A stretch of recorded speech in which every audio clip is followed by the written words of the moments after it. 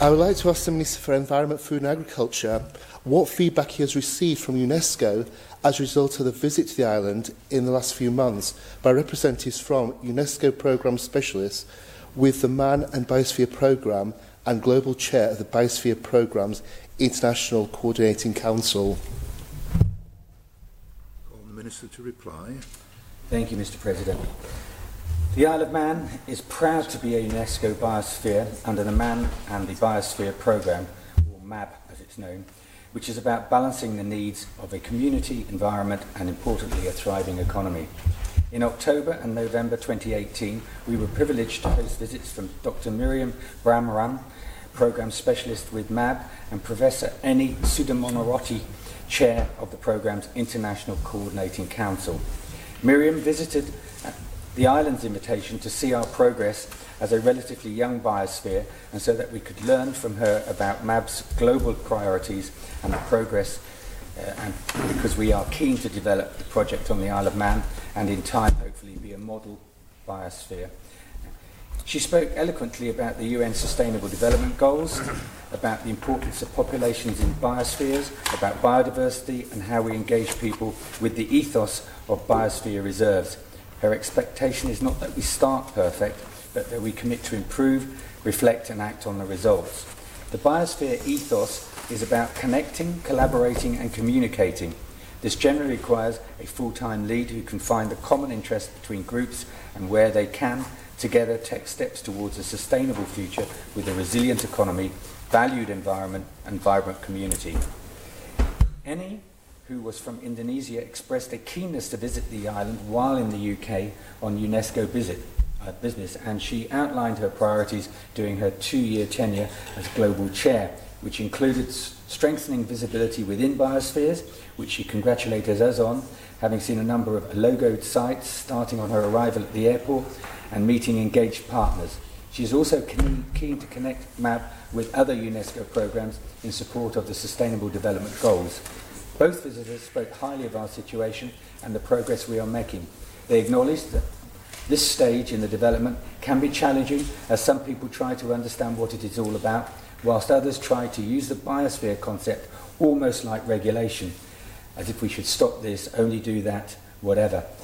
We were reassured that this is normal and that every biosphere has great aspects and areas they have scope to improve. The first visit coincided with the news of the licensing of gas exploration in our seas, and it was very reassuring to hear Miriam acknowledge that such activity was acceptable, and equally that there are other biospheres where protesters have tried to use their biosphere status to block wind farms. She was very clear that considerations about achieving a sensible and in every way sustainable balance is what it's all about.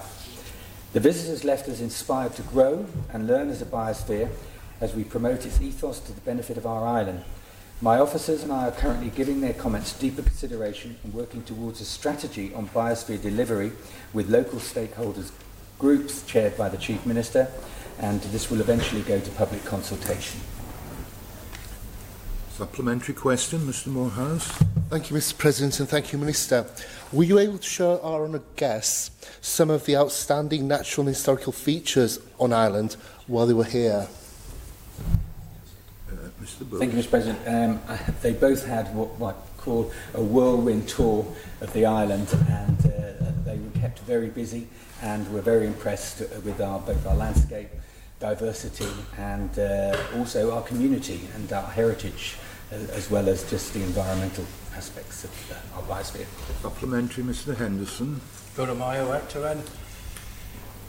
Did the delegates who are here make any recommendations on our core zones within the biosphere in respect of making any enhanced conservation measures and improving the biodiversity of those core zones? Minister. Thank you, Mr. President. Yes, we had discussions about biodiversity and the core zones and transition zones as well. I explained that at the moment we are reviewing our agricultural support scheme, which will hopefully result in, particularly in the uplands, a more environmentally focused scheme rather than incentives or just base land payments, and they thought that was a good way forward. Honourable Member for Garth, Mrs. Kane. Thank you, Mr. President. Could I ask the Minister if the visitors from UNESCO had any serious criticisms of the island, are there any areas of concern that the department will be following up? Minister to reply. A number of individuals expressed complaints about our biosphere status and the way we were running it. Two, to be precise, but there was some local comment at the public meeting we held, and it was more around our exploration of hydrocarbons in the future. But in terms of direct criticism from the two honourable visitors, there was no direct criticism. It was more about assisting us and giving us advice on how we can progress and get better public buy-in. And as I said earlier, we are working on that. And in fact, in February, we're holding a workshop session with stakeholders so that we can develop a plan that will go out to public consultation. Supplementary, Mr. Moorhouse. Thank you, Mr. President. We've touched on this almost already, but have there been any new initiatives planned by DEFRA as a result of the visit? Minister to reply. Thank you. In terms of new initiatives, there is a lot of work ongoing with regard to biosphere, which buys into the environmental issues. There's nothing specific that has come out of this meeting. It was more an encouragement of where we're going and the journey we're on. The only thing that I think that is really significant, and I refer to that in the answer to the previous question, is that we are going to hold a proper workshop session with stakeholders so we can see better engagement and get an idea of what the community wants to see going forward, rather than just our idea of biosphere. Supplementary, Mr. Moorhouse. Thank you, Mr. President. Thank you, Minister. When will additional information be available on the workshop?